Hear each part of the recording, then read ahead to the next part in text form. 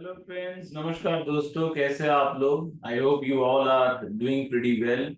करना ही चाहिए क्योंकि हमारे जो equity markets making new high और उसके साथ स्टॉक्स बहुत ही अच्छे बढ़ रहे हैं, आगे जा रहे हैं, giving us good returns. And commodity market इस साल has given awesome returns because उनमें ट्रेंड दिख रहा है जिगजैग से बेहतर कि मुझे सस्टेनेबल ट्रेंड दिखा। जिंक बोलिए, एल्यूमिनियम बोलिए, gold, silver, crude oil, natural gas, हर जगह। सो अगर ऐसे अपॉर्चुनिटीज मिल रहा है then it is very good for us कि ट्रेडिंग जितना कम जिगजैग वोलेटिलिटी हो उतना कम ही स्टॉप लॉस सेट होगा। तो लास्ट टाइम जो मेरी रेगुलर कमोडिटी वीडियो देखते हैं आप जानते हैं जिसके बारे में मैंने डिस्कस किया था, they have done well, one is zinc and crude oil. But last मुझे और भी कुछ अपॉर्चुनिटीज मिले हैं सिंस देन। लास्ट टाइम मैंने जो हाईलाइट किया था, I also highlighted to you that I am closely watching the aluminium.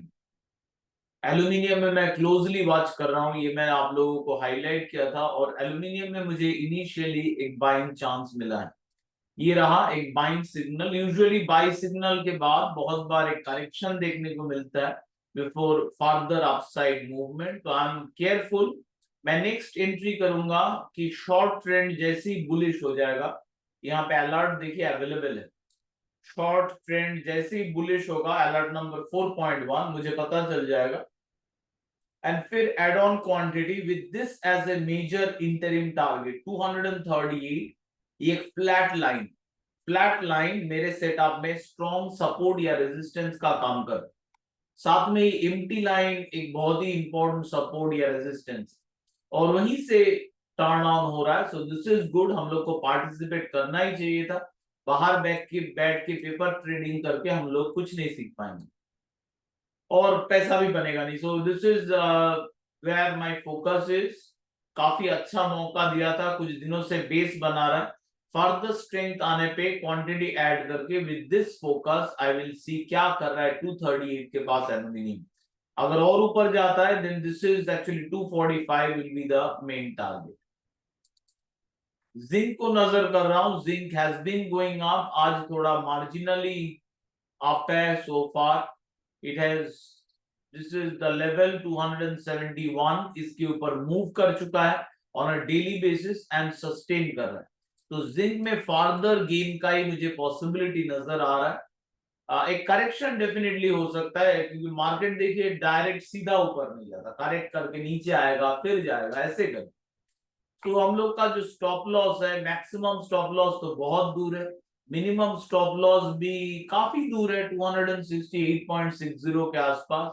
But broadly मुझे लग ही रहा है कि it is going. Stop loss के अलावा मेरे पास कई सारे एग्जिट्स हैं। जैसे ये देखिए, short trend price action neutral हुआ, उसके साथ ऐसे रेड कैप आया तो मैं आधा क्वांटिटी निकल जाऊंगी। ये रहा शॉर्ट ट्रेंड, अगर न्यूट्रल हो गया मतलब बैकग्राउंड येलो, मैं पूरा क्वांटिटी निकल जाऊंगी। और मेरा मैक्स स्टॉप हिट हुआ या कैंडल रेड हो गया तब भी जाके मैं निकल जाऊंगा क्वांटिटी, पूरा क्वांटिटी रेड कैंडल में। इसके अलावा शॉर्ट मोमेंटम बेरिश, ये रहे पार्शियल एग्जिट के signal, more confirm signal then price action neutral.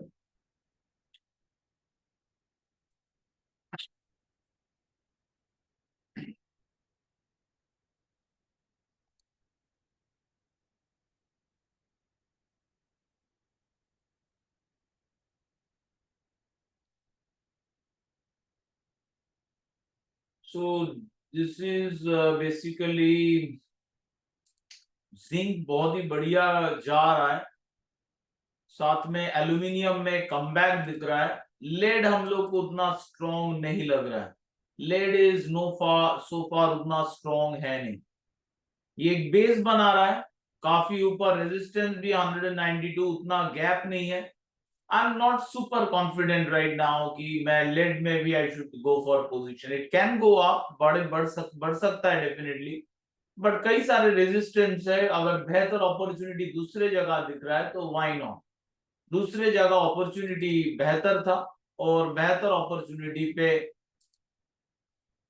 काम करना ही बेहतर होता है। कॉपर में एक बाई सिग्नल आया है और कॉपर इसके ऊपर सस्टेनेबल मूव करता है। आई will be somewhat bullish in copper with an 894 area as interim target.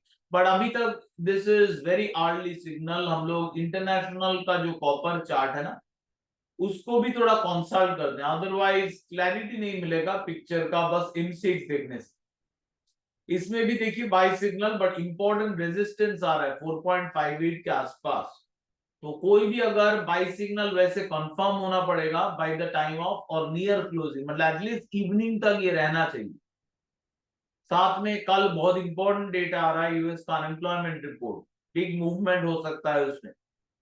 So overall copper it's a comeback. Rather मैं इनिशियली फंड के जरिए जैसे CPER rather than going for leverage future, मैं initially fund के जरिए start करता हूं, देखता हूं क्या होता है फर्दर, ये जो इंपॉर्टेंट रेजिस्टेंस पे वो क्या करेगा, and then only I will be deciding कि फर्दर एग्रेसिव बनना है कॉपर में या नहीं।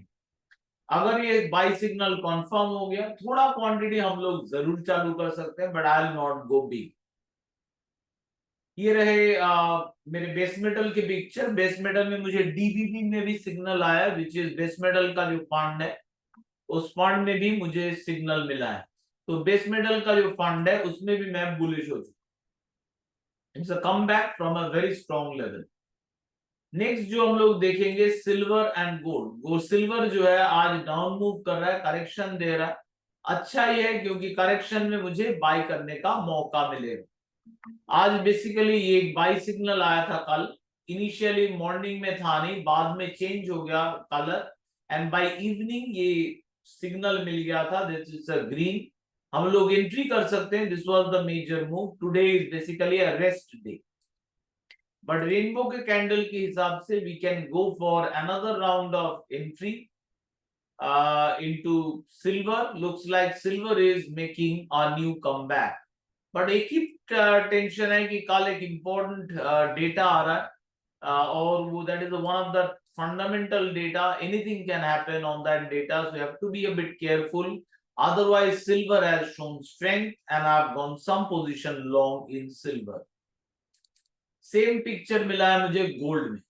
गोल्ड भी बहुत फाइनली एक सपोर्ट बेस बनाया और उसके बाद gold is moving higher. This is the major level for gold, उसके नीचे सस्टेन कर रहा है। लेट मी ड्रॉ इट, तब जाके आप लोग को पता चल। This is it.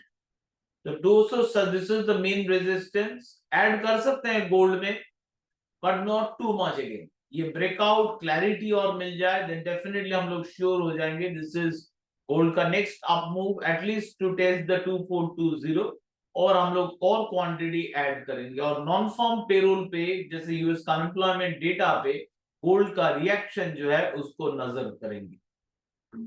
सो ये रहे मेटल्स के पिक्चर। ब्रॉडली मैं बुलिश हूं aluminium, zinc, copper, closely looking at the turnaround, moving in with the ETFs. Now we are looking at gold and silver, where I've got initial buy entry, but initial buy entry with lower quantity I've done, and I'm waiting to see how it goes.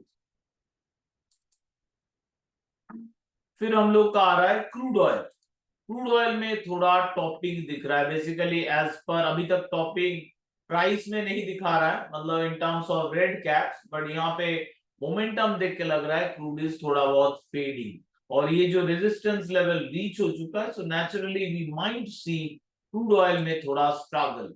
125 minute मतलब more short term swing का chart अगर देखेंगे तो ये consolidate हो रहा है।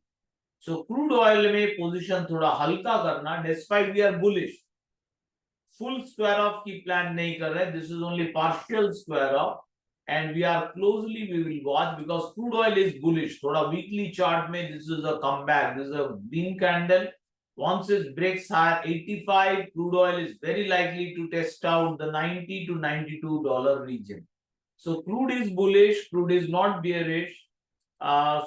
But हम लोग को रियल टाइम रिस्क मैनेज करना होगा, एंड अगर कोई भी सिग्नल आ रहा है यहाँ पे you can wait for the red cap signal आ रहा है, it will be best to exit the quantity and you can enter again as after red cap. जैसे यहाँ पे रेड कैप के बाद फुल ग्रीन कैंडल आया, वी कैन री एंटर।